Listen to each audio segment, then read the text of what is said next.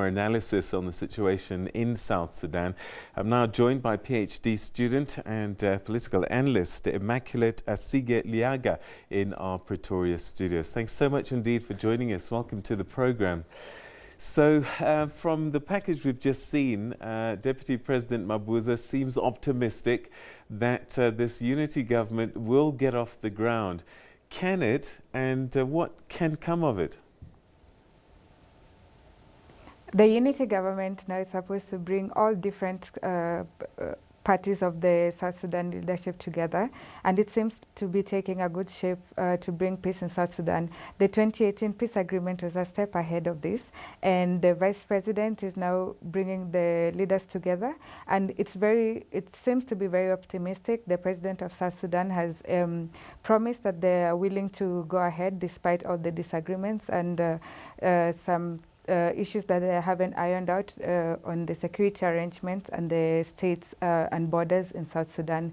So it's very likely that in the next month they will come into an agreement, and I think beyond the next month, that's when they'll start ironing out the small details that they haven't yet done so. But it's very optimistic that in February will be the last time that they will be sitting down to agree on some of the details moving forward to the unity government, especially because there is a lot of South Sudanese who are suffering, and there is a need to establish a humanitarian fund in the immediate vicinity. So the South Sudan government and all the opposition leaders seems to be very optimistic to moving ahead.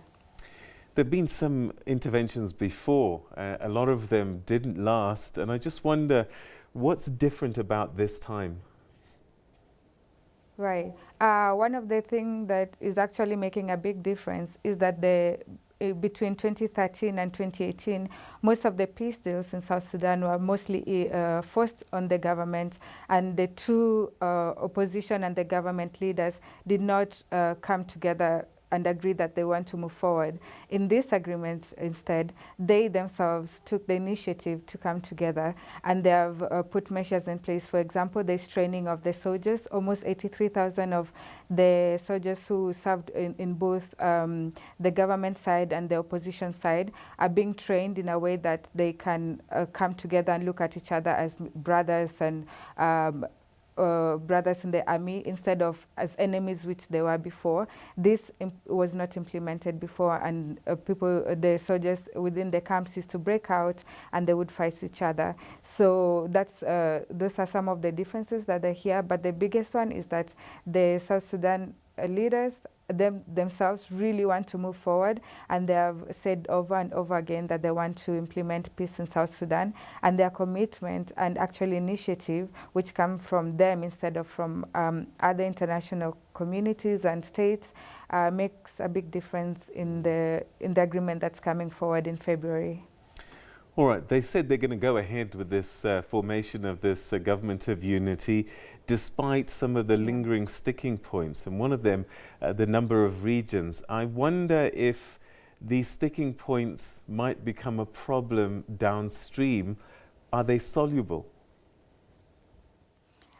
This is one of the biggest problems in South Sudan, given that the government of national unity will have very different opinions. There is no one manifesto that will be followed.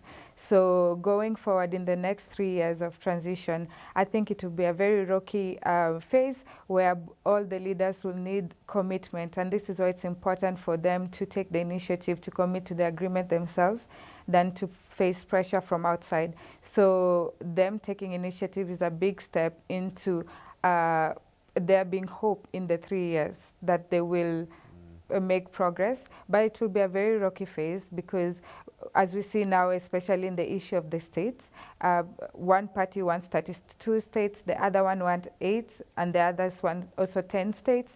So this will be an issue that will be in a continuous conversation, and it shouldn't be a reason why they shouldn't already form a national unity at the moment.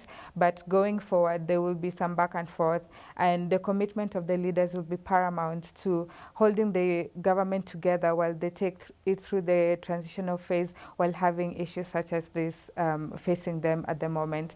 This is just one of the issues. There will be other upcoming issues along the way in the next 3 years where different parties will feel differently, and it's upon the leaders to give and take here and there and agree together for the betterment of South Sudanese people.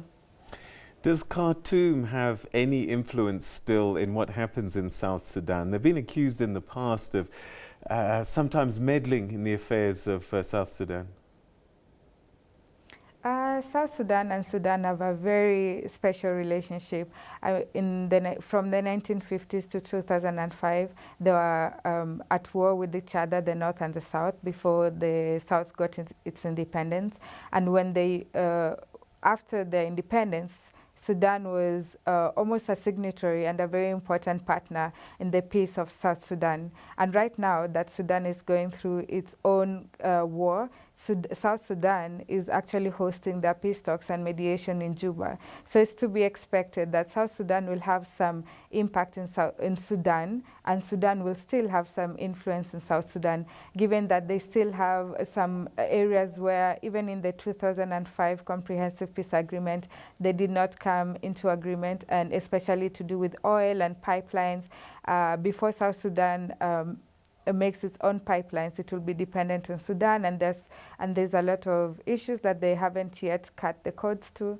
So there will be a lot of influence from Sudan to South Sudan, even on a leadership level. But I think as Sudan political space stabilizes, then we'll see clearly what kind of relationship and what kind of influence that Sudan have on South Sudan. But we cannot always, we cannot forget that South Sudan itself will also have some impact on Sudan's political space. But also Sudan is still having some influence on South Sudan. All right, Immaculate Asige Liaga, we're going to leave it there. Thanks very much indeed for your insights today. Let's hope that South Sudan does continue with its efforts to bring peace, lasting peace, to that country.